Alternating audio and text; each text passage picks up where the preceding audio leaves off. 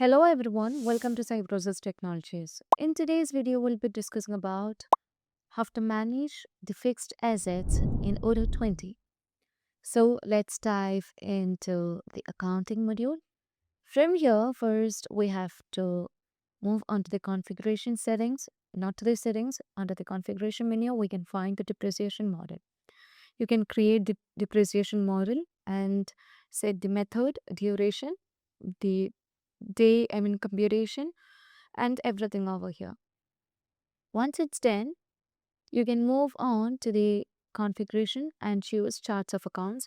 And we need to create the chart of account for managing your asset. So here you can see that we have the assets. So let's set one as a fixed asset and other as the expense.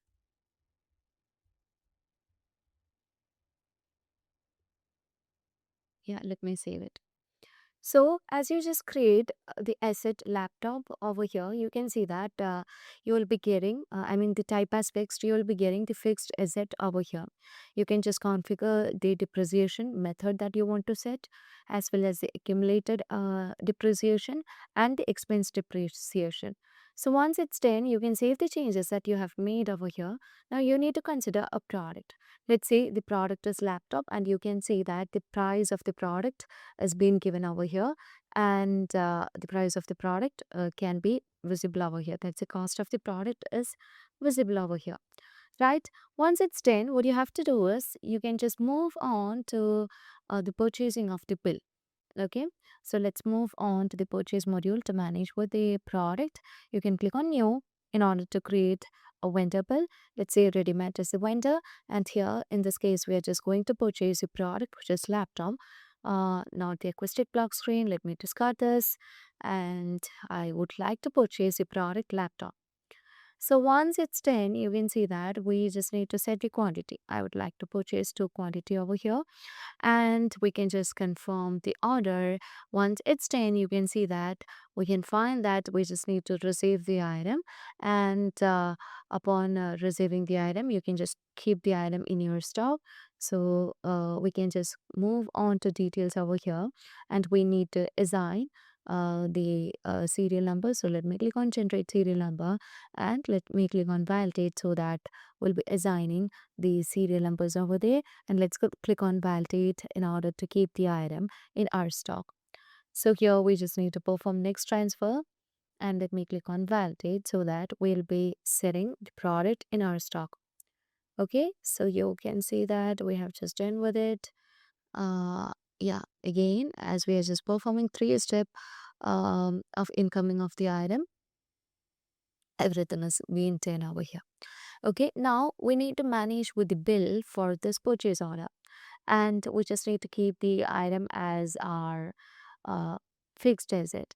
So let me bring the bill first, and we need to upload the bill. So once it's done, you can just move on to upload bill, and here you would be able to find the bill, and let me choose it. So once it's done, you can see that we'll be getting the option to manage with bill. Now here we need to change the account. So I'll be changing the account as laptop, and it will be fixed asset.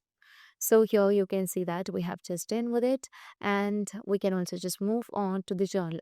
Upon clicking on confirmation, you can see that the price will be taken for the uh, 2 quantities over here, but I just want to split the amount. So if you just want to split the amount, you can just move on to the journals, and here you can see that the amount is showing over here. Now let me choose the price of the product over here, and let's click on split over here. So once it's 10, you can see that the amount of 1 quantity will be popped over here. If you want to make any further changes in this, you can see it will be changed, and currently you can see that the cost will be splitting for each of the quantity, and let me click on split. So you can see that currently we have split the quantity over here. Still, we haven't confirmed our bill. The bill is in its draft state. Now, in this case, you can see that I just want to manage one product as the asset and the other one as the simply the expense product. So in this case, if you just want to use this as the expense product, and you just don't need to treat this as an